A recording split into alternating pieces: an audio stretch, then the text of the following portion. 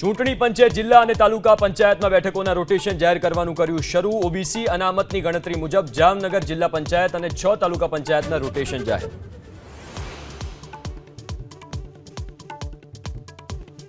પડતર માંગણીઓને લઈને આંગણવાડી બહેનોનો ગાંધીનગર સત્યાગ્રહ છાવણીમાં ધરણા। બીએલઓની કામગીરીમાં મુક્તિ અને વર્કર હેલ્પરની ખાલી જગ્યા પર ભરતીની માંગ સાથે વિરોધ।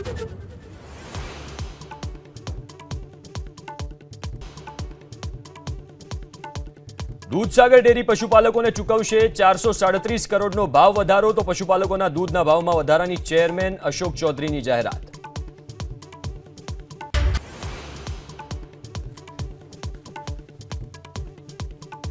ચૂંટણી પંચે જિલ્લા અને તાલુકા પંચાયતમાં બેઠકોના રોટેશન જાહેર કરવાનું કર્યું શરૂ। ઓબીસી અનામતની ગણતરી મુજબ જામનગર જિલ્લા પંચાયત અને 6 તાલુકા પંચાયતના રોટેશન જાહેર।